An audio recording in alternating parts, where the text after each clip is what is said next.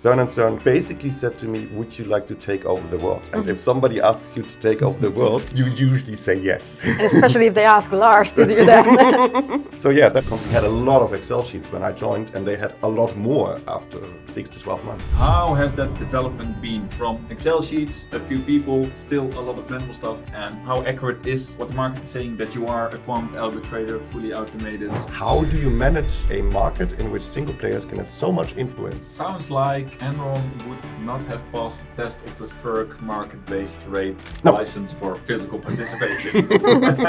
No, I think that test came after Enron. That's actually one thing that I think very many of the current entrants have to really look out for. There are a lot of trading companies who have their night shifts or their offices in Singapore. Going from Singapore to Japan is the same travel as going from Aalborg to New York, both in distance but also in mindset. Some regulators are saying that you have to be significantly supportive. And exactly, what does that mean? Yeah. What does significantly mean? As a participant, I actually don't mind that PGM is very picky. On the other hand, as a new entrant, I find that really annoying. Then after 2.5 years, you trade 1 megawatt hour on the Japanese exchange, and then 20 minutes after you submit that trade, the exchange calls you and says, what is the physical purpose of this trade?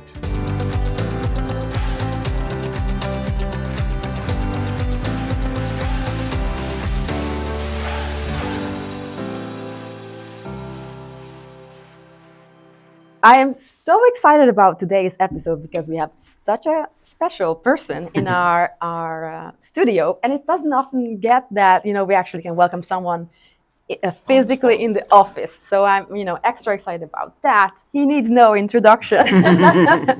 So this is Lars Weber from Yggdrasil. Thank you so much for joining us today. We're so happy to welcome you. Thank you very much for having me, Eszter. Thanks, Paul, for having me. It's an honor to be here. Finally being in the studio from, everybody's seeing how it looks on screen, but I can finally see it live. It's actually worse than you would imagine. No.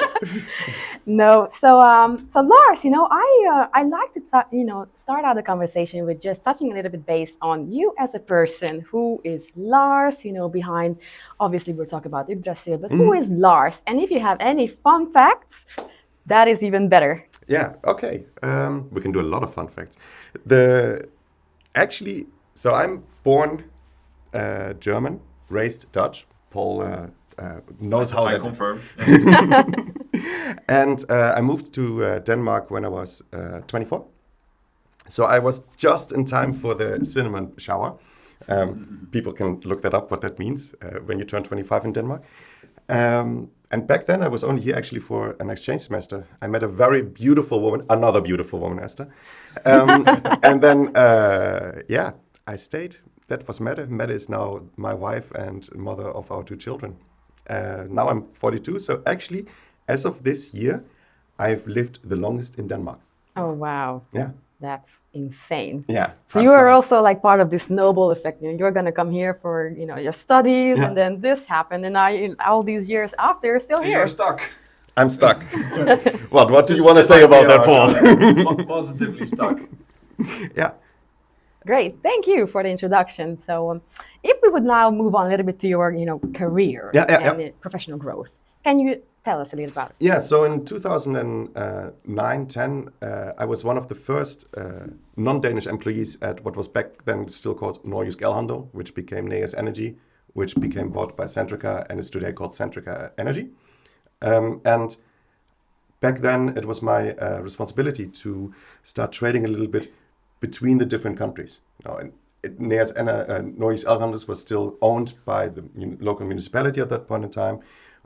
They were quite successful within Denmark, but at some point you couldn't grow anymore within Denmark. So the idea was, okay, how do you go out of Denmark? What can you do?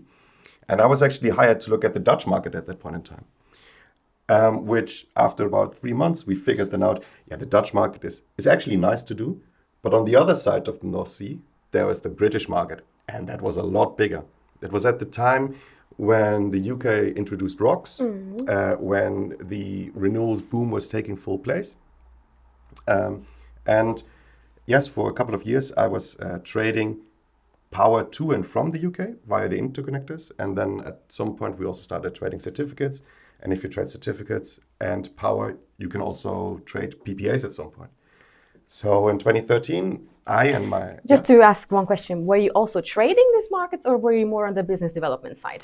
The first 18 months, it was actually the same thing. So I was doing a little bit of market entry there, which back then, UK is not the most difficult one to enter. And then we, once you're there, then we also started the trading there.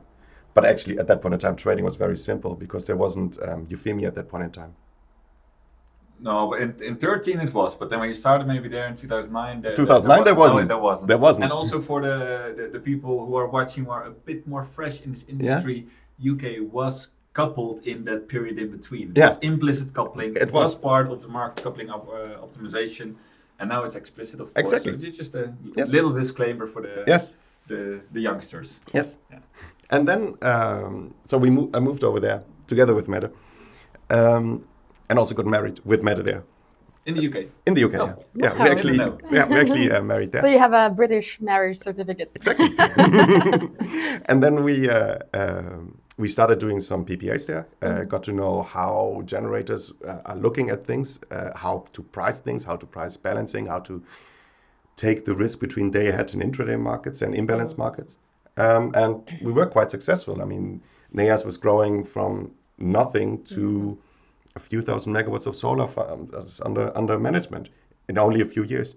That, of course, became then at some point quite interesting for Centrica, who said, who are those guys who just entered our home market and are taking our customers away from us? And then if you can't beat them, join them. So that's when Centrica bought us.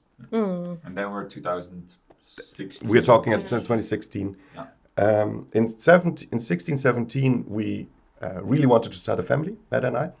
Which, of course, London is great to be and it's a great place to live, but it's maybe not the best place to have children in. And being an expat from Denmark going to London, I also had the opportunity to come home when we wanted. So we moved back to Denmark in 17, and I stayed with Centrica for about 1.5 more years. Mm-hmm. Yes.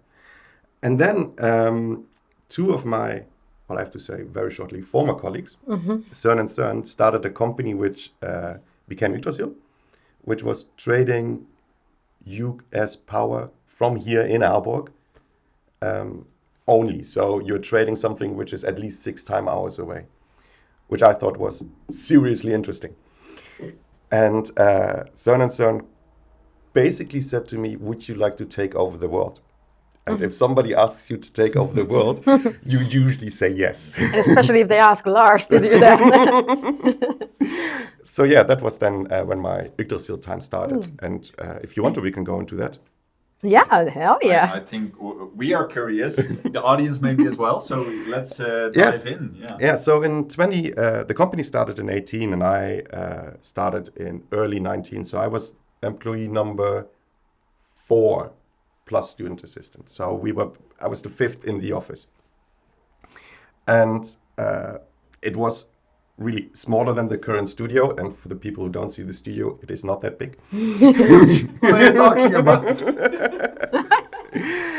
Yeah, and then our little team, we hired 2 or 3 more people from Centrica, but basically we stuck with around 10. And with those 10 people, we wanted to enter all the US ISO markets. So just like you offer the services to enter them, we were trading day ahead to what the Americans call real time, but we would call imbalance markets. Yes. Virtually. That is one of the nice things about the US markets. Both the market and the TSO, which are 2 separate entities in Europe, are the same entity in the US. So it is quite easy to do this virtual trading. Also, you don't have to pay one and then get money back from the other. You're just getting the net from them. That makes it centralized in pretty operations. Centralized, yes. And because there's no intraday market, you don't need a 24/7 team.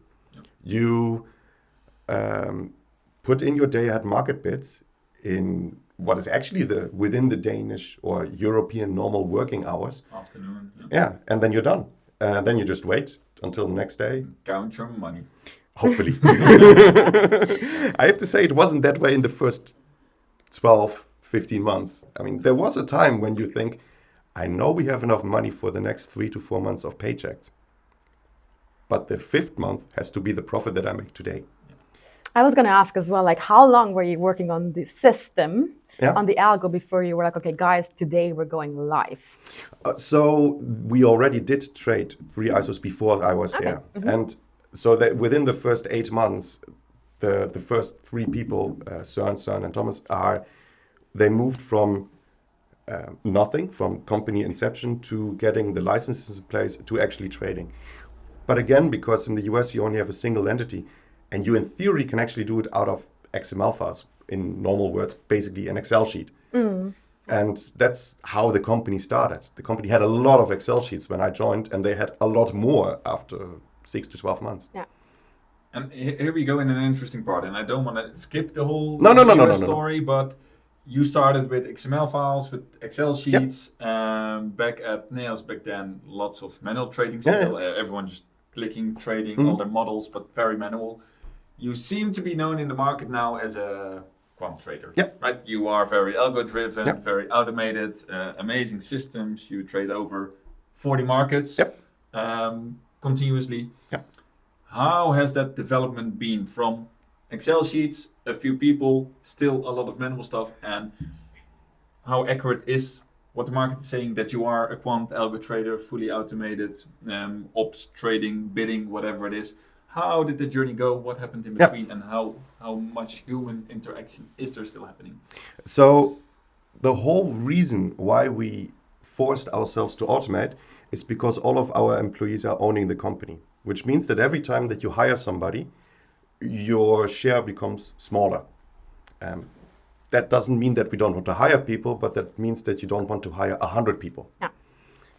Because either they become unhappy to be there because their share is very small, or we become very unhappy because we give away too much of our share. So you cannot make both happy. No. That means that you can do 3 or 4 or 5 ISOs, and maybe even all 7 ISOs out of Excel sheets. But as soon as you start to do more and more, you have to automate or you have to hire. So already when I was there, we said, okay, we need to make the interfaces to the ISOs automated. So yes, we still do our strategies in Excel sheets or in other ways of how we calculate where we would like to bid. But then simply the button submit and everything from there until no longer using the user interface of the ISOs and stuff like that. All of that became automated. One more thing was that we tried as much as we can to not build a whole back office.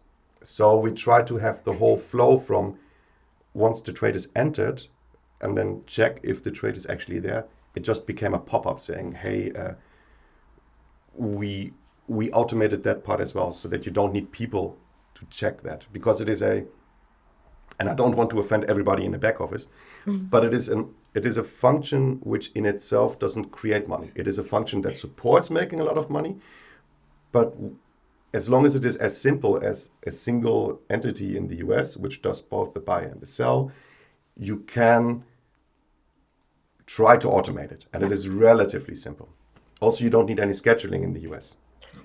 I see, actually, I just wanted to add here one point that in terms of, back office and headcount, that, and also all due respect from all the companies who do that, but we do see also, for instance, from business development perspective, where traditionally, companies used to have these departments where 5, 6 employees would enter new markets, and, maybe as an individual, you're working at 1 or 2 projects at best in a year, where it's just in our vision, like at least what we see, and it makes maybe less sense from financial perspective to maintain all this cost that is basically draining all the trading profits. Yes. Yeah, and what it is about we are lucky now. We are young enough to not have the technical debt, I think it's called in IT, so that you don't have to use systems for your current business to make sure that you still earn money today, so that you might build a new system tomorrow. We just started with the new system, and that made our life a little bit easier. You don't have a heavy legacy. Exactly, no legacy is a very, very big part of how we could grow this. And then once we had the US set up, we already knew that when we did the last US ISO that we would enter Europe. So weird for a European company to enter Europe. Well, it does mean it did make our company a lot more complex, because until now we just had one entity which did both the buying and the selling. We had no scheduling, we had none of that. So we tried the easiest European markets, which at that point in time, and I think today would still be, is actually Ireland and the UK. Because there you don't, in the UK at least, and in Ireland, you don't have to schedule. The exchange can schedule on your behalf. That takes a lot of automation and complexity out. And yes, we had to then figure out, okay, but how are we doing that then? Instead of, then there's one company, which is the exchange where you open your position, and another company, which is the TSO where you're closing. So that was then the next complexity to figure out. But you do small steps of complexity all the time. So we continuously built this engine, this ecosystem to take more and more of the whole workflow to become automated. Back to what Eszter just said, there's many companies now that have just legacy in people or workflows. And just before we started this chat, in the hallway, we talked about this trend of more service providers popping up, like ourselves, but also IT, data vendors, algo vendors, which always brings the parties we speak with to the question, build or buy. Where is Yggdrasil in that? How much do you build? How much do you buy? We were lucky enough to not make our company so complex that we had to buy. And our problem with buying would be that at some point it might have made sense to buy, but because we very early in our journey already were in 2 different continents, there aren't so much different vendors who are active in 2 continents. Something that your clients probably also are aware of.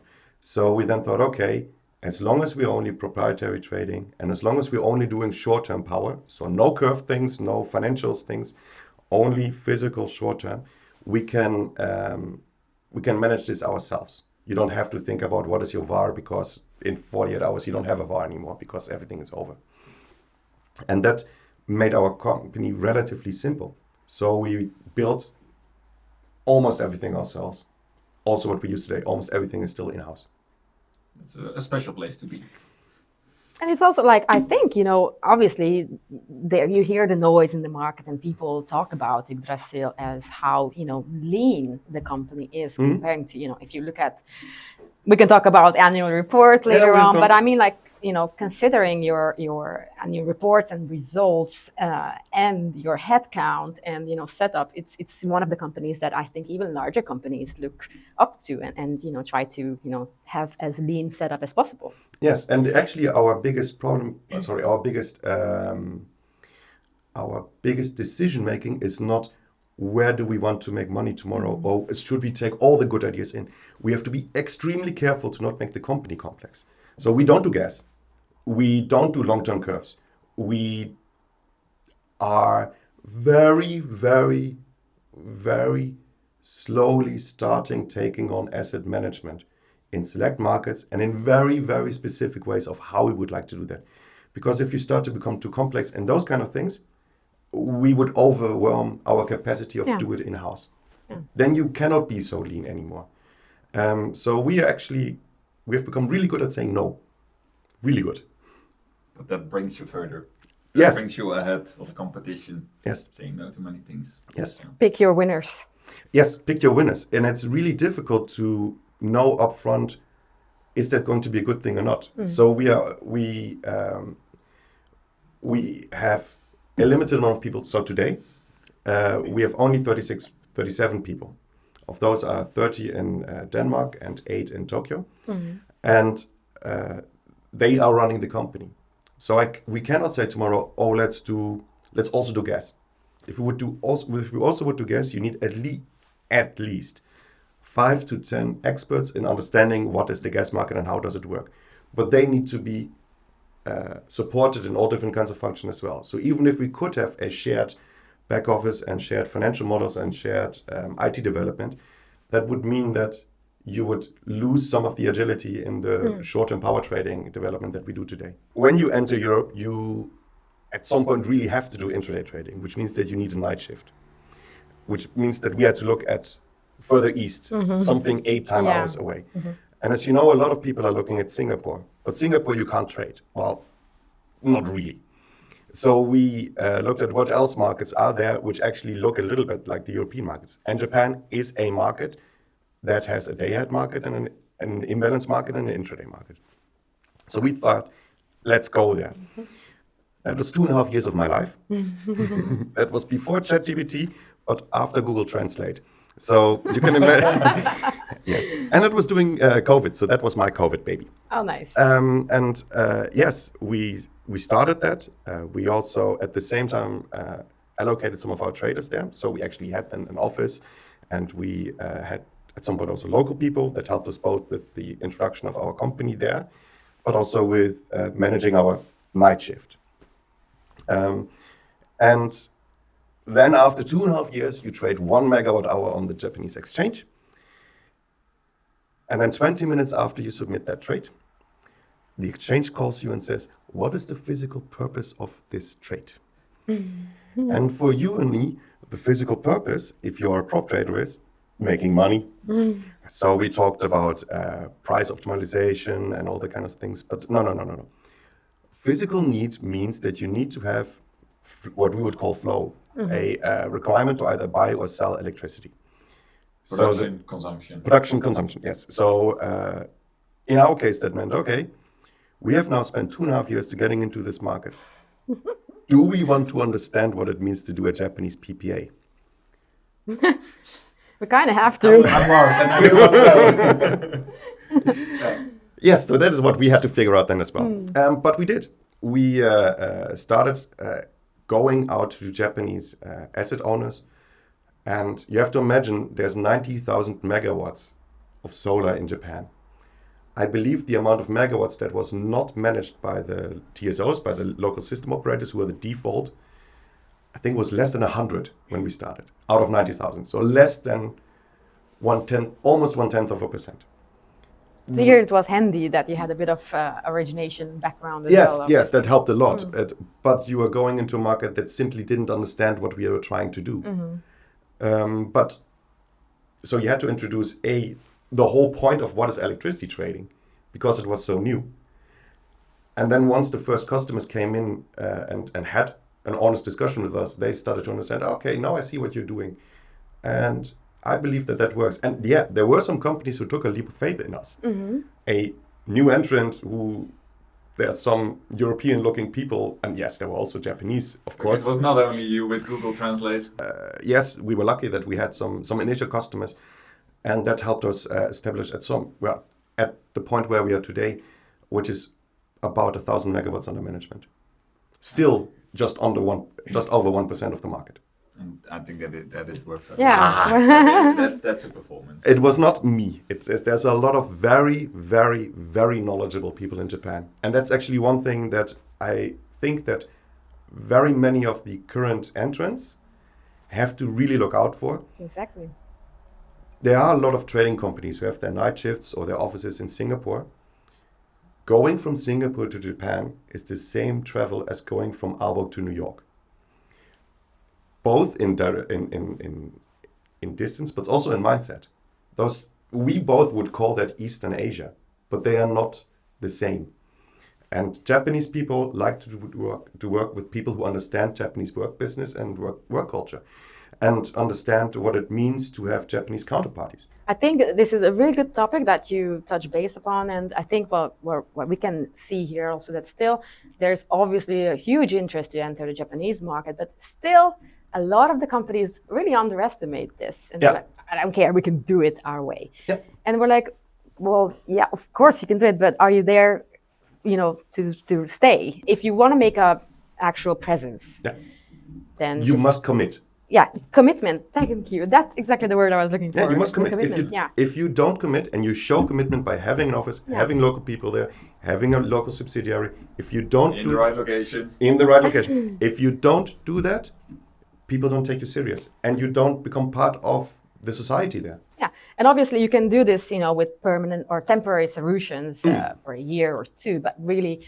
like having the colleagues who both understand the local culture, but also your company's vision, mission, And, the team, that's something that takes time. Yes, and I think that especially regarding Japan, the reason why you must do that is because you cannot do only proprietary trading, as in trading on your own behalf and trading without underlying assets. Like when we entered the US market, we were trading, as you said before, virtuals. Virtuals meaning I buy and sell from a market and I talk with nobody else. I don't have to talk with a local solar farm or supplier or something like that. It's just me and the market. Yeah. I have to therefore understand the market very well and the relationship that I need to have with the market. But they are fine. They're a professional entity who is used to having new entrants all the time. Yeah. But if you are entering and having discussions with local asset owners and their local banks and their local asset managers and those kind of things, they have no idea who you are. You need to create that trust. You need to create the trust. You're no longer only trading from your own money. You're trading with other people's assets. Yeah. You can't do that from the other side of the world. It's so funny. I just remembered actually that I do have an acquaintance from the industry who's half Japanese. And we were talking about this topic with him, I think like 3 or 4 years ago, that they were looking also at the Japanese market. And obviously him being half Japanese, that could be very useful. He did a trip down to Japan and even his Japanese was not sufficient. It was not sufficient being half Japanese. So it's really, it takes, also from his perspective, a lot of preparation, but again, and obviously the hierarchies are really important there. So you really choose your people carefully there. Yes, but first of all that, but secondly, you cannot just come in and say, oh, I'm new anybody who is visiting Japan is visiting Japan. Yeah. Also, if a Japanese person is visiting Japan, you're visiting Japan. So you need to have a local establishment and have people who have been in the industry or at least understand the industry very well to have us representing that. And one thing that we see when, let's say, we have US entrances that support US clients and we bring them to Europe, we know, of course, full setup, that's our core business, we know it. But then you do need a bank. Yeah. And we know from experience that's challenging. Yeah. And even with great relations, the fit, the people, it's still banks, they're heavily regulated, it's KYC, that's a big challenge here in Europe. How did you tackle that in Japan? Opening the right bank account in the right place. What kind of things did you run into that seemed impossible? Did you give a few gray hairs and sleepless nights? Wow, if banks would have, it takes a long time to even get to that step. So sending out emails from Europe is not always helpful when you're trying to set up a business in Japan. Especially in COVID times. Especially in COVID times. Well, COVID, it was actually was also helpful because a lot more companies were more... Went online. Yeah, they went online and they were more flexible around when and if you had to show up in person, then they were also okay with an online meeting. Yeah. Yes, but even after that, setting up a bank account in Japan, not easy. Exactly. Luckily, Time2Market knows how to do it. And so if there's any, doubts about it, obviously times have changed as well. Things have become more lean. And, we are also, gaining our experiences as well. So that's something that... Yeah, but even if stuff gets more digital, the KYC actually gets more hard. Yes. And we are also, it does take time. And especially if you go to markets where they're not so used to new entrants, that is one of the big tackle points. I think Japan basically is a summary of, just be patient. Yes. Be patient. But it's not the only one in the world. No, of course. No. But because now is the hot topic, the hot market. Yes, and it is a great market to talk about, and it is a very changing environment.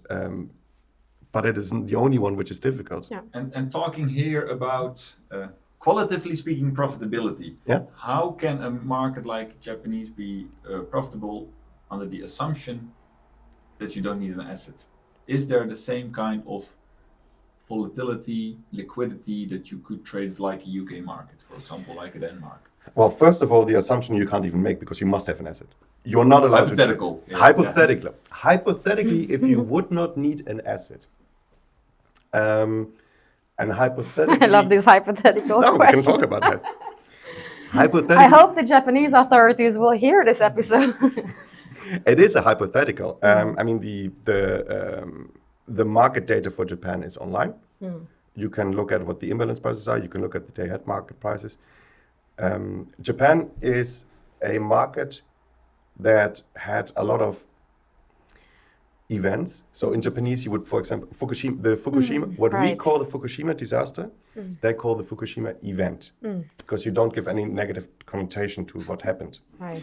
So you have to, but that is actually a really big thing. What happened is that before the Fukushima event in 2011, you had a lot of stable coal generation in Japan, you had a lot of stable gas generation in Japan, and you had a lot of stable nuclear generation, which means that prices were very boring.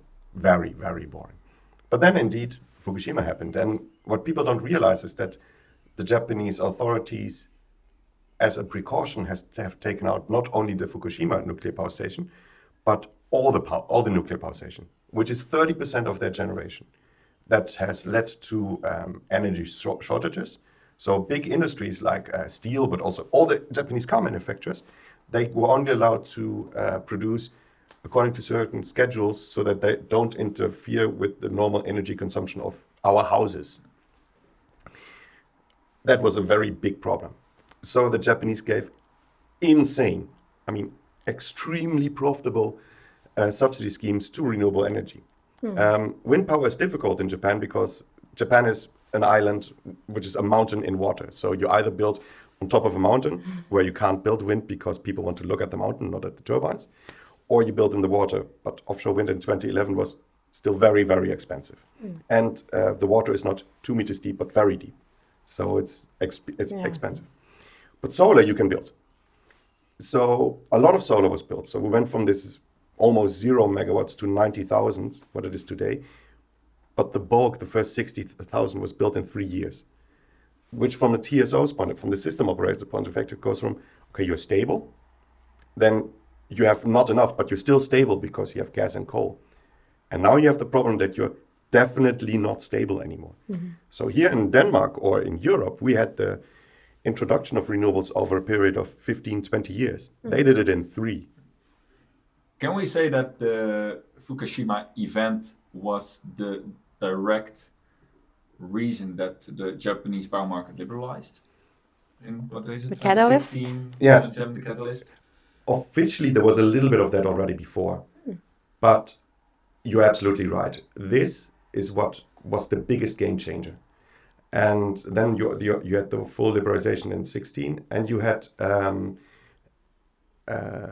in 2020 you had another event, and that it was in January. I think it was 20. Could also be 21.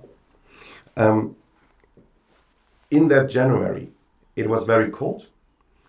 It was also more longer cold than what it usually was. So in Japan, there are no natural resources. There's no coal, there's no gas. So they are importing everything. LNG. Now, you're planning your LNG because those ships don't come overnight. It's a few months before they come, right? So Japan had the problem that they might not have had sufficient gas for the whole cold period. So at some point, people started to realize, if I use my gas now, then I might not have gas in the future. So the gas price went crazy, which means that the power prices went crazy. That's when, and all the boats, instead of going to Europe, suddenly... Yeah, they all turned around. All of them turned around. And because that happened, a lot of the suppliers, back then there was no financial market in Japan. Or there was no traded financial market in Japan. Power financial, yes. So from the, 700 suppliers that were there, 200 didn't survive this in the end, which was the second catalyst for the Japanese power markets. That is when it was very clear that hedging might be a good idea. Yes.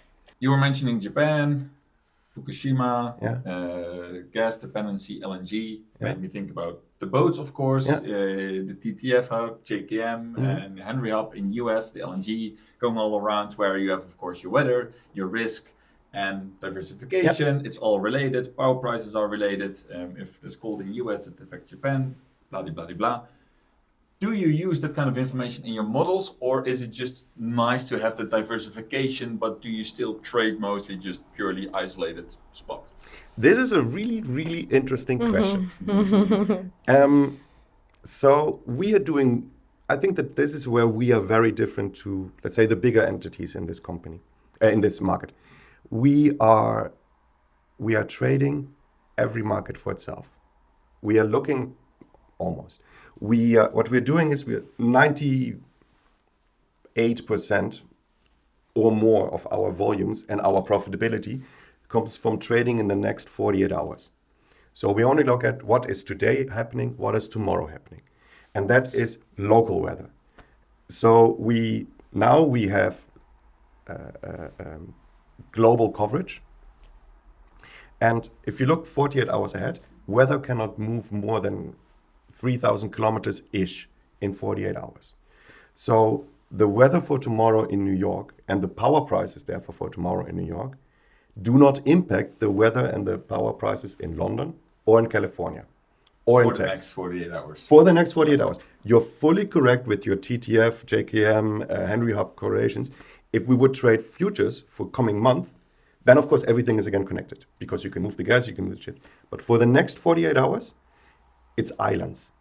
And that gives us very, very big risk diversification. Our annual report for over the last 12 months came out. And when what you can see there is that 94% of our trading days are profitable. But that doesn't mean that every one of our strategies is profitable in 94 days. Because we have this geographical spread and because the weather doesn't influence each other over long distances, we have, well, it depends on how you count, but between 5 and 7 points which are not correlated with each other.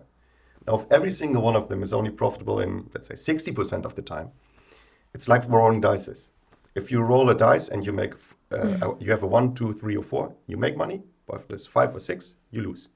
If you have 1 dice, you would lose 1/3 of all days. So you use geographies to hedge between the positions. You are a hedge fund. A power, Yes. physical or financial spot power hedge fund. I would actually go so far and say that we today spent maybe more time in sizing our strategies correctly according to geography to maintain a high average hit rate than actually finding more strategies. Of course, that's also a very big focus, but how do you make sure to not lose? And that I feel like, okay, but correct me if I'm wrong, but maybe that allows you to test the waters in the new markets because you know that, I don't know, just an example, in US, we expect our profitability to be this. We're just entering, now I'm seeing Japan, let's say take back 2.5 years ago. Should we try to see what happens, take larger volumes? And because I know that, our expectation for the US will be good. And then you can do this until you feel like, okay, I have an edge now in Japan as well. And then you kind of replicate this strategy. Yeah, so there's a couple of things that you mentioned here. The first thing is a wind turbine doesn't know where it stands. A wind turbine just knows what the amount of wind is. And a solar panel just reacts to solar radiation. They don't know either. It's just physics. Exactly, it's just physics. They don't. Oh man, Paul.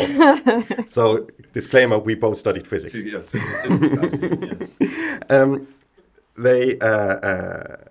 but that means that they just react to weather. The assets react to weather, and therefore the impact on the market, barring special regulations, stuff like that, should be similar, relatively similar.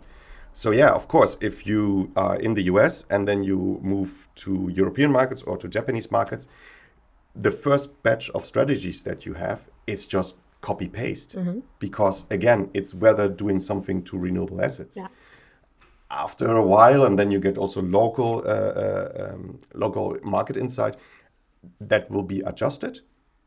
But the starting point is copy-paste.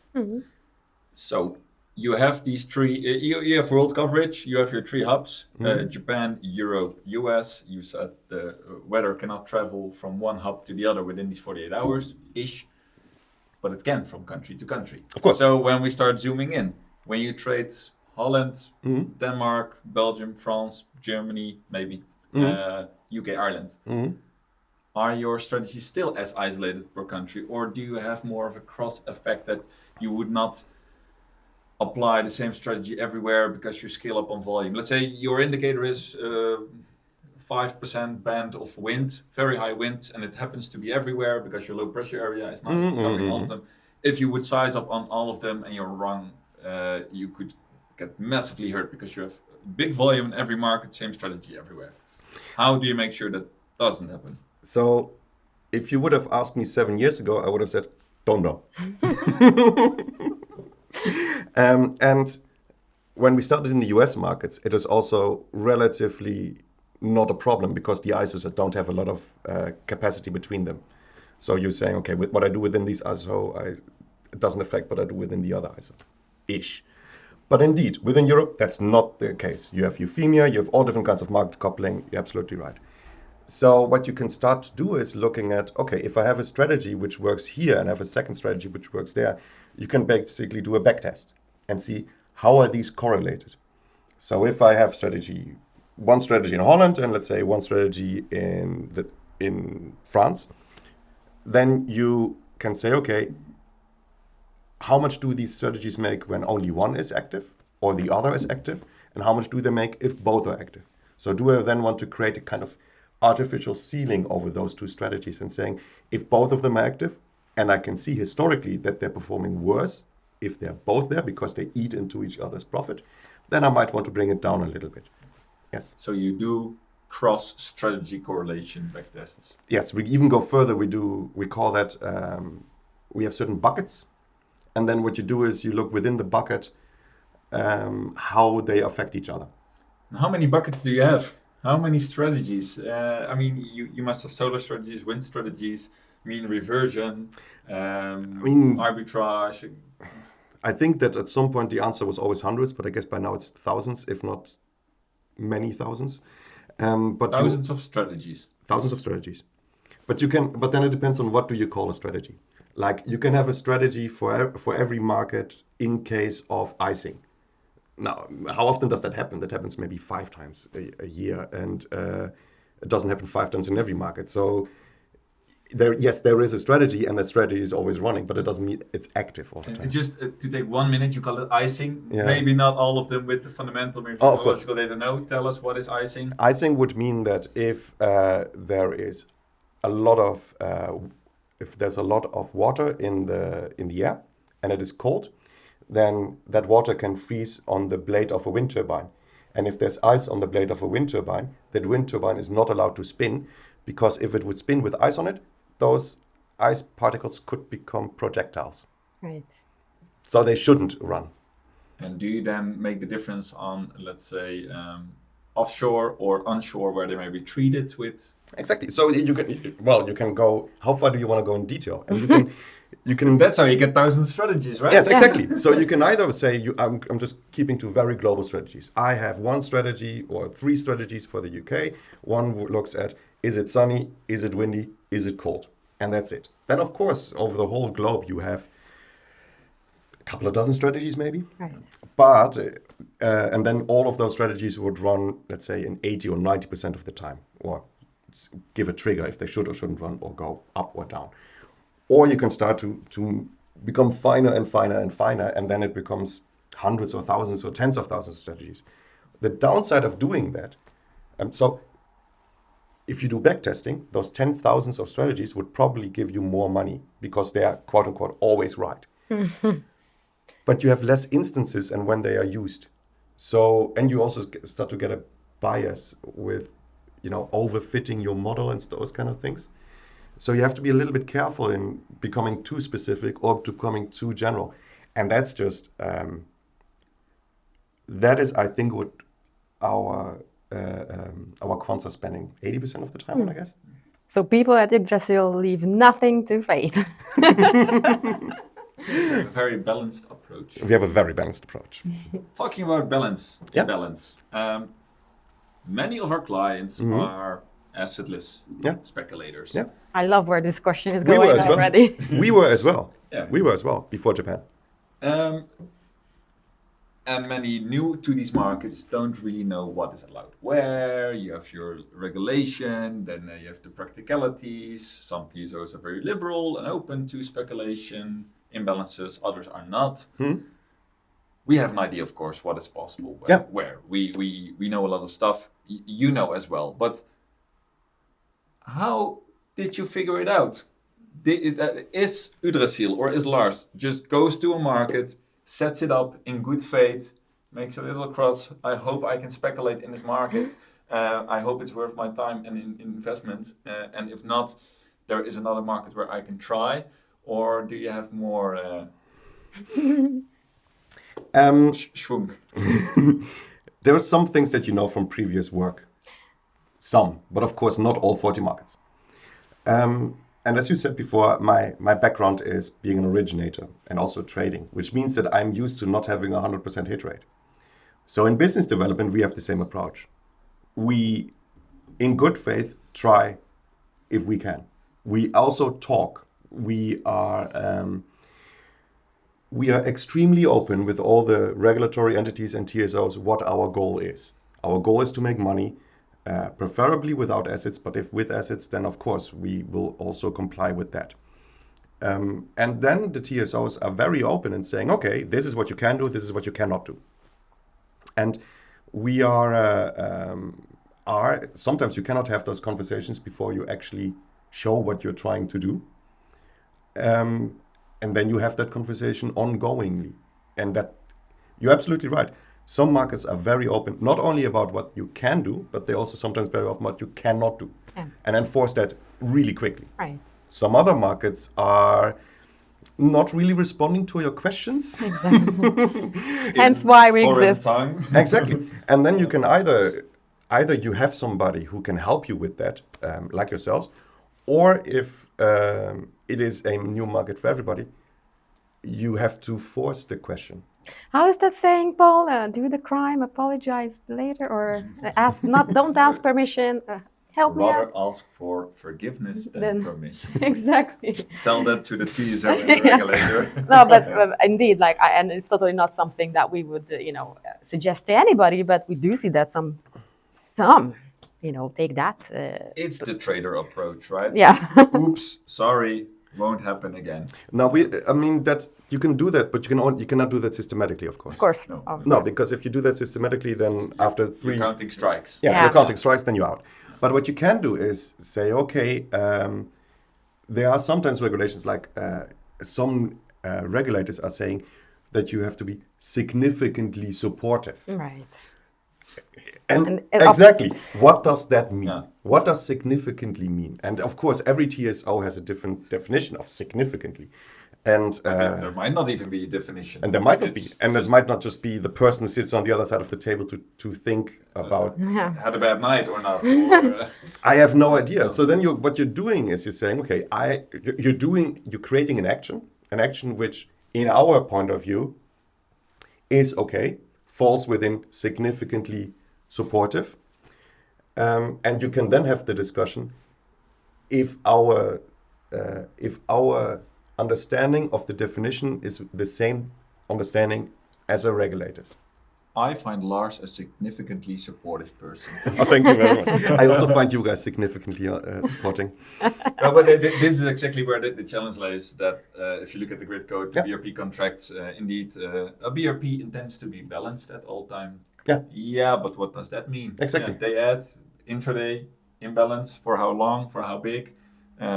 Some parties know more specifics. If you look at the German regulation, you have a bit more guidance, but then they're also a bit more strict.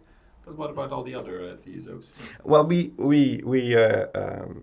know that there are indeed TSOs who simply say no. I mean, Japan, as I said before, we talked about the example of what you shouldn't do, and that's actually the market. It's not the regulator, it's the market who already starts to enforce you.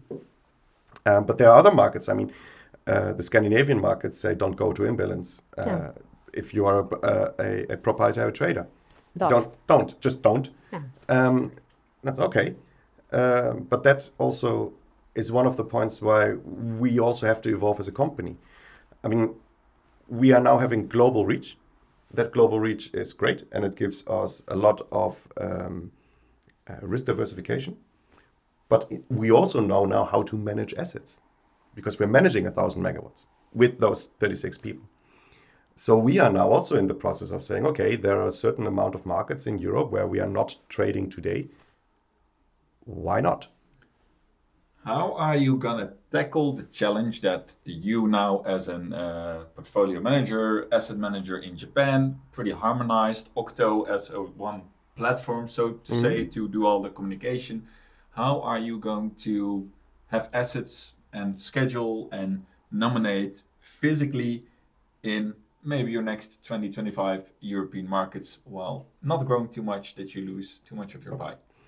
Saying a lot of no. Saying a lot of no. So no assets in many markets. Yeah, so in markets where we are, where we already can trade as much and as flexible as we can, we will. It doesn't make sense to also engage with customers so that we can have more exposure to other market prices. So in Ireland, you can do whatever you want. You don't need assets for that. For us, offering a PPA in Ireland would. Then the PPA in itself would become the goal. We are a trading company. That is what our goal is. And if there's assets which can help us give more trading, getting more trading exposures, we will take on those assets. So that already takes out half of Europe. Now, then you have countries left. So how do you manage assets in more than 10 countries with 36 people while not blowing up the company in complexity? Very, very carefully. So when we are doing this and we have started approaching customers, we are extremely specific in what we can do. So we do not do fixed prices, because that would mean that we internally would have to start doing financial trading on the curve. Otherwise, we have just an open risk, and we will not do fixed prices in the foreseeable future. I'm never going to say never, but in the foreseeable future. We would like to not have hundreds of smaller customers.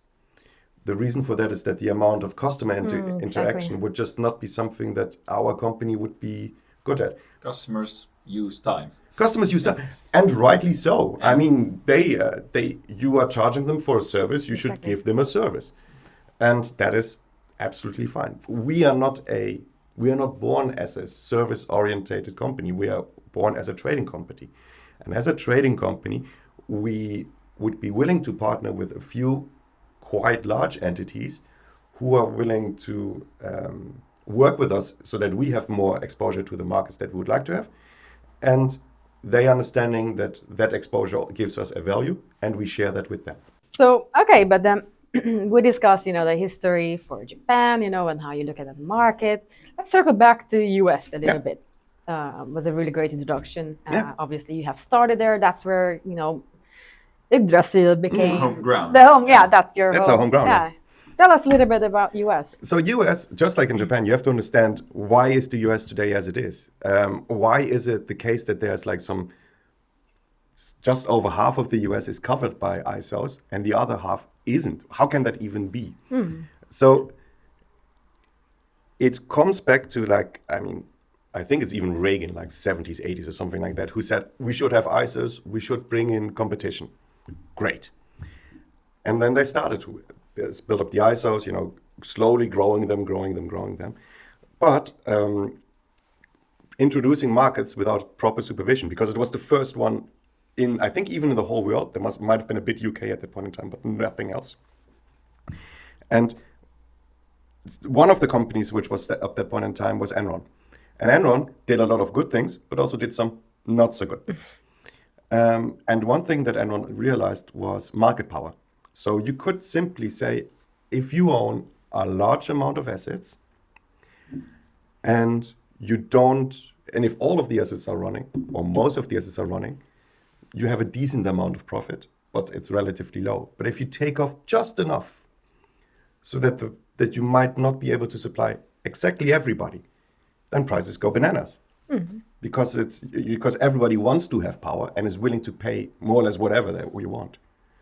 And this, what I believe is market abuse, and what was difficult to enforce because there were no rules around, or not really rules around market abuse, created a very big problem for the regulator in the US. How do you manage a market in which single players can have so much influence? Sounds like Enron would not have passed the test of the FERC market-based trade No. license for physical participation. No, I think that test came after Enron. Sounds like it. Yeah. Yes. Inspired by. Inspired by. For the good and the bad. Yes, and because that happened, there was just 1 or 2 decades of we don't want to do anything until we figure out that our regulatory framework works. And I think that only now in the last couple of years, you start to see that, MISO is becoming a little bit bigger, SPP is somewhat becoming a bit bigger, and there are some initiatives that both SPP and 𝐜𝐨𝐧𝐭𝐬 will cover a very large chunk of the Western US. That is one of the things that you have to realize. It's not that they are slow. It's actually, they were the first. But because you can, as the first one, you can also hurt if you don't oversee the consequences of opening up a market. No, we have a cool article about exactly that expansion of the whole MISO SPP stuff, and you should read it. It's nice. Yeah. And one of the things is you hear a lot in the market, we want to go to PGM. PGM is difficult, lots of requirements, restrictions and all, which also had to do, of course, with a huge fail. Do you know more about that? So I think that they are different. There's 7 ISOs. All of those 7 ISOs are governed by FERC, by the underlying framework, which is a little bit the same as with Octo and the different 9 TSOs that we have there. But because you have FERC, it's just that they're saying, this is how your rule set should look like. But that means that every one of these ISOs, which is a market and a TSO, can, how do you say that nicely, interpret things like significant, as we talked about before, in a different manner. So that means that their rules are different, and that means that the way of how they can onboard customers or enforce customer behavior is always slightly different. You're absolutely right. PGM is it needs more conversations to make sure that they understand your intentions and are willing to let you participate. Other ISOs are very, very, I think the word is called deterministic. So they say, this is the list, please check all the boxes. Once you're done, let me know, and you're in. I see also, we have a few cases where SPP was also quite picky in some of the areas. And like, are you sure about this? Check again. And then you have these windows and, you just lose another quarter and you just lose another quarter. And then a phone call to test if you can respond within 5 hours by phone on a Danish holiday. It's like, yeah. But you have to, that is actually holiday days. We can talk about that a little bit longer. That is one of the things that you have to get used to. You are not the one who's setting the rules for the ISO. The ISO has rules. You have to comply to it or get out. Or you won't even get in. You won't even get in, exactly. And I think that that's fair. It's just, it's. There's nothing wrong with being strict, especially in light of what happened with Enron. I mean, there is a reason why these ISOs have to be strict, because they have experienced, okay, it's a while ago now, but they have experienced that these kind of things are just, if people start to slacken the rules already on day one, the chances that they might overstep it later. The chance is bigger.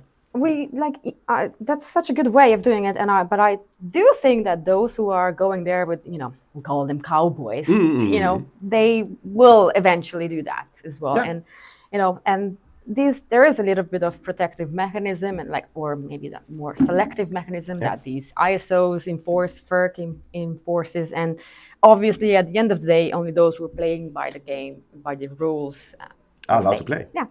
There's another example. I think it's called Greenhat. That's the one I was referring to. I was still looking for the name. That's the party who caused this major hole in basically it's called exchange, like Aas did in 2018 here in Europe. Yeah. Greenhat did it within PGM with way too much long-term FTR exposure that wasn't properly hedged and covered, and that blew a hole in the system. Yes. Financially speaking. Yeah, we had to pay a titsy tiny amount of that, but we also got an invoice and said, why do we get an invoice? And that's how we also experienced it. So what happened was that Greenhat, and this is actually something that can theoretically happen everywhere, the maximum amount of loss that you can have on especially financial trades is much more than the amount of security of collateral, of money, that you put on the day that you start with the trade.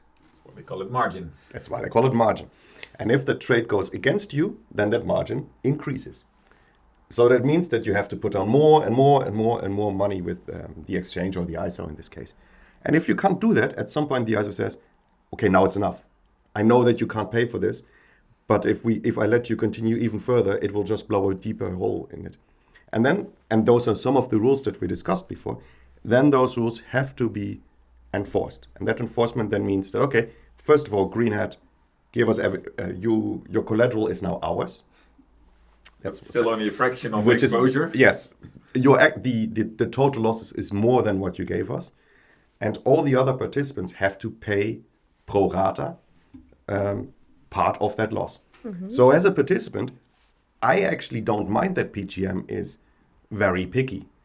On the other hand, as a new entrant, I find that really annoying. Yeah, but this is play the rules by the book, right? Exactly. But, I mean, generally speaking, anywhere you go, you cannot enter this industry or a market with pennies in your pocket, you know. Especially US. Yes, and especially US. And also, like, you know, if you only want to show this margin on your bank account once a year, it also puts you in great, you know, exposure. And do you want that?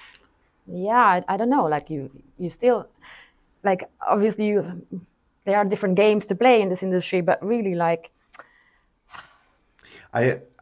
so we internally always think about, we are working with this is not the same kind of commodities as chocolate is, or mangoes, or apples. Yeah. Those are, quote unquote, not life necessities that you need in every minute. Where we are working within a system that is part of the national infrastructure and is extremely important to that. I mean, you see that in Europe with these cybersecurity enforcements and all that kind of stuff. And because of that, we simply have to behave like that. We are not trading apples, we're trading power. And if we do, I think that a single participant, if they're big enough, could create a very, very big problem to a complete society. So of course you have to behave by the rules. I think there has been some Danish parties involved in close to these kind of situations in the German markets a few years ago, right? Where blackouts were like... There was a close to situation, and I fully understand why the German TSOs are being harsh as they are, are being strict as they are, simply because they say, if we don't do this, we might have a situation where we cannot control it anymore. Yeah. And then you have parties who are for financial gain, acting around in a market where security of supply is at risk. Yeah, and we are, of course, heading the wrong way. I'm not saying that is the wrong way. I think that's only saying that you have to look at it from TSO's point of view. The TSO actually doesn't care if they lose money. The TSO cares that there is security of supply. Exactly. And one more important point with TSOs, and that is something that we learned in almost a decade at this company. TSO, even if we make mistakes, even if you go over the line, as long as it is us saying to the TSO, hey, we have made an internal error, there was a problem in our procedures, whatever reason, there was a data center where our systems are running on which went offline, whatever the reason is, as long as it is us informing them, if we inform them, they know that we knew it. Yeah. But if we are not saying it, they don't know if we are doing it on purpose. But even if we wouldn't know it, that is the biggest problem. Mm-hmm. The biggest problem is for them not knowing and not knowing why the other side does it. It's easier to just say, okay, I went across the line, I'm sorry, I'm not going to do it again. This is when it happened. And is there anything that we have to do as well? So do you as a BRP know, and do you know why? Yes. These two things basically. And yes. If you do know, and you do know why, and you don't even tell them, that is not a great case. That is not a great case. But if they don't know that you know, then from their point of view, you don't know. And then you're just... know that we know. No, that's it. Yeah. The TSO has to assume the worst, which is either you don't manage your systems, which means that you're reckless. You're just basically a car without a driver and going down a highway, and everybody else has to steer around you. You don't want that. Can get messy. You don't want that. Yeah. So even if you make mistakes, even if you drive too quickly, it doesn't make it. It's bad. But if you can say, I drove too quickly because I had to take some over or whatever, as long as you know it, and you know it was wrong, people tend to be a lot milder towards you. I also always smile and wave to the flash machine. So do I. Well, one interesting thing, and we have heard with some parties that we spoke with, and this is then relating to this whole physical operations, acting in a market, which is about security of supply, that we have heard some parties say, oh, we're a financial trader, but you're a BRP and registered on EPEX. Yeah, but we only trade financially. And it's like, some parties who are relatively new to this industry don't realize that there's a difference between financial settlement and physical activity. You are a physical trader, you just don't have an asset, but you are physical, you trade physical, you are acting in a physical market with risk of affecting security of supply if things go wrong, and they think they're financial because it runs from an algo, it runs on a piece of software, and they don't have an asset. And there couldn't be more wrong. Well, I can understand why people think that, because you don't have a warehouse full of electricity. So you don't see that there's actually a physical thing that you're moving. But I believe that players have to, or actors have to understand that as soon as you send a schedule, you are notifying that the flow of electricity will be different. The physics will be different. Key of law. Here. Yes.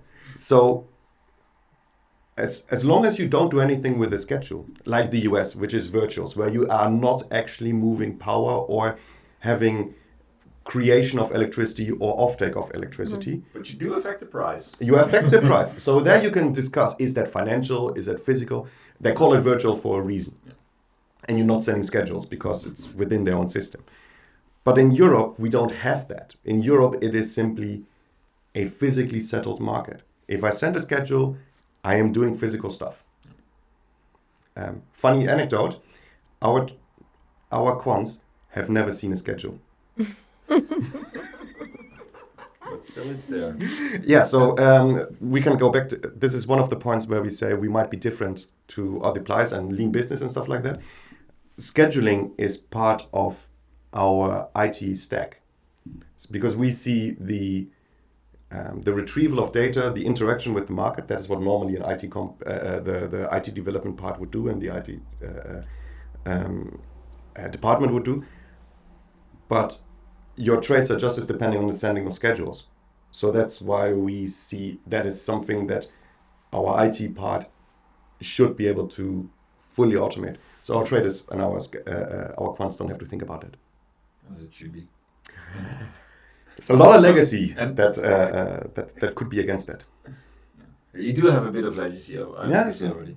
A small other anecdote when talking about physical power trading, you don't have the warehouse. In the early days of time to market, figuring out customs obligations, physical import-export, let's say towards the UK or Swiss grid, then thought, let me call the Swiss like customs agents, and I'm explaining physical import-export, Germany, Amprianterne, Italy, and the person on the other line asking with a Swiss accent, not being used to energy traders or service providers calling, asking, sir, is your good transported by truck? And that was the moment that I knew I'm gonna just thank this woman for her support and hang up the phone because clearly we're not going anywhere. And it was just a funny anecdote how indeed this is also the challenge of this industry, especially if you're new to it.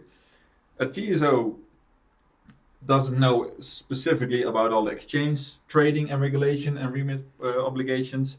And then you have the customs reporting, which is another side. And then you have regulatory reporting towards the regulator where there's licenses.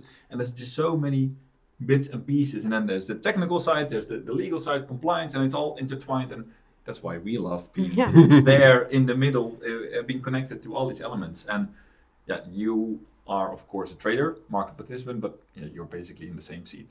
And that's why you're sitting here today, of course. I mean, so my role has been and still is that I'm trading the first megawatt hour, which means that if I'm trading the first megawatt hour, I have to understand what is everything before that. So that comes from a very simple question: do I need a local entity or not? Japan, of course, is one. Let's say Italy doesn't require a local entity. Our European one works also in Italy because within European Union. But you then have to go through all the hoops, like when all the requirements. So you need to talk, how do I get access to the grid? How do I get access to the local market? How do I need a local bank account? Which is a quite important question. Yes. And how do I then settle? If I don't need a local bank account, can I actually make it to pay every day? Because you might not necessarily need it from a regulatory point of view, but you might need it from a practical point of view. Operational point of view, exactly. And those kind of things is quite, it can be quite specific. But yeah, in our company, what we then do is saying, okay, I trade 1 megawatt hour. And once I've traded 1 megawatt hour, I say, this is the process that I've went through. Dear IT, automate that.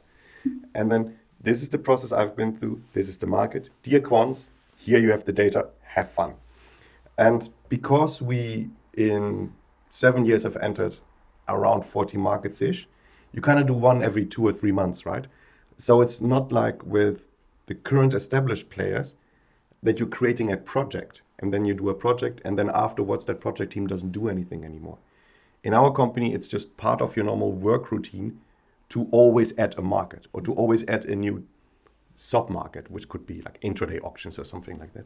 And that makes us, that keeps us lean because it's not additional FTEs which are doing this. It's just part of the job.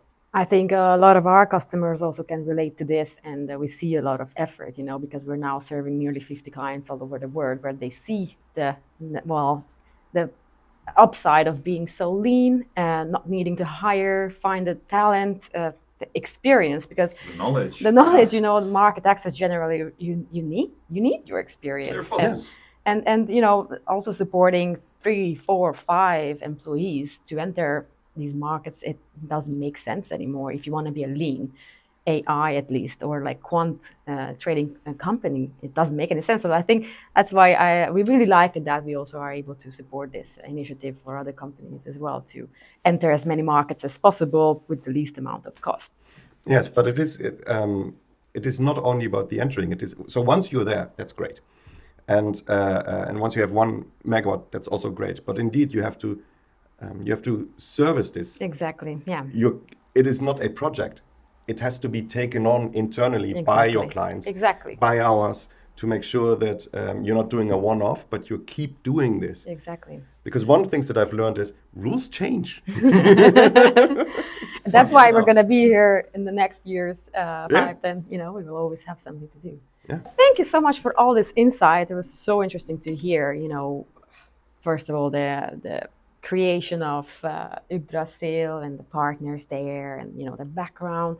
So, are you already planning your next markets? Where are you guys, in the next few years? So this is actually interesting because I think that according to our latest overview of the world, so let's say we are in 40 markets. Are there more markets actually? I already hear this. There is not so many markets that are now liberally easily accessible. So we're a bit stuck right now. Luxury problem. So there are 2 things that we are looking at. The first thing is that, as we talked about before, there's around 10 markets in Europe where exposure to imbalance prices would require assets. So we need assets. I think that's going to take a few years. Right. That will keep you busy for a while. Yeah. But of course, entering markets, new markets, is our bread and butter. We've done this for so many years, and we've shown that we can do that. Are there new markets which are readily available to enter? I don't think that there's a lot of them today. But there's 140 markets, and every market is building more renewables. And the more renewables you have, the more difficult it is for a single monopoly, TSO, single asset owner to manage everything. So you start to see that more and more markets will liberalize. And if there's 140 markets, and let's say liberalization is a once-in-a-generation incident. Once in a generation, let's say that's 30 years. 30 years divided by 140 countries is on average every 3rd month. So who knows what I'm going to do in 3 months. Then, next Well, question. you're not retiring at least. No, I have fun. So you have, according with Danish standards, maybe a small, 35 years to go till your pension. Where's Yggdrasil going to be in 35 years when you wave Yggdrasil goodbye? Or not? Where is Yggdrasil going to be? The question was actually, we always ask our question, what do we want to make this into? So 5 years ago, the idea was we want to be a prop trader all around the world and just be risk diversified, have a nice income for all the people who are there, and just enjoy. You check that one off now. Done. Along the way, we figured out, okay, sometimes you need assets. So now we're doing the same thing with assets, where assets are complementary to what we're doing. Not done yet, but we're working on that. I think that what will become interesting is we have a platform now. And what I find interesting, and I guess you guys are seeing the same in the market, it could be interesting to see how our market access can be used for more people, for more entities. That can be whole new countries, like when they are opening up, but it could also be that companies who are really good at calculating and are really good at math and AI and stuff like that, maybe they should themselves also manage their own power, like more directly, rather than having a supplier in between, having some way of how going directly into the market. If they would do that in-house with you guys, if they would do it with help of a half outside partner, which could be us, is up to every individual company. But I think there's something there that will change the next few years. I mean, 20 years ago, it was all monopolists, right? Now there is hundreds of companies. And that's exactly what we see already. More and more parties who just want to say, thank you, service provider, thank you, third party, for your fees and your cut on this long-term contract that we have. Let's just do it ourselves. We can do it now. There's all the service providers like us, like the others, scheduling service providers, ETRM system providers, you name it. We're going to build this ourselves. And we see exactly that. And of course, there's not a one-size-fits-all answer for everybody, but I believe that there will be, there will be more and more players who will enter this market, more and more types of companies who will enter this market. Who knows? I mean, Tesla, for example, is getting supply licenses everywhere around Europe. They do that, in my point of view, makes perfect sense, because if you build a 200 megawatt battery and you have the AI technology behind it to run it, makes sense. Makes sense. There's a lot of companies who are building hundreds of megawatts or gigawatts of batteries. I would assume they will enter the market as well. I love this crystal ball moment. We always do this at the smoke on the table. And no, I think that there will be more of those. And I think that those are, it's great. It brings more volatility. It brings more liquidity.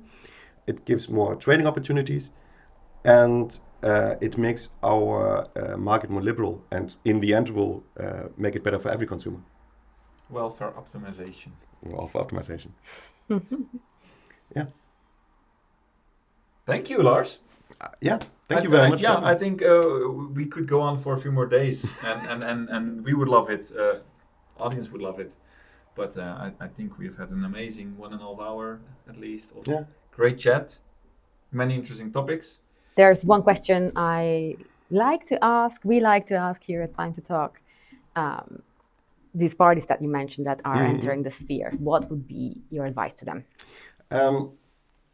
So it is actually relatively easy to receive, let's say, to understand pricing data and imbalance data and all that kind of stuff. And it is not, quote unquote, that difficult anymore to make maybe strategies and AIs and triggers and all that kind of stuff.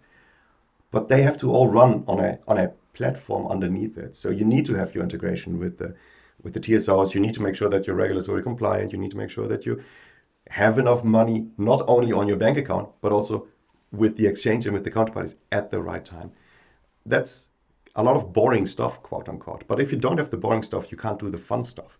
Nice. So take that serious. Either spend internal resources, talk with the service provider who can do that, but don't underestimate it. Because, I can also make a strategy tomorrow or whatever, but that strategy has a value of absolutely zero until you can actually execute it on a market. And that might take half a year or a year.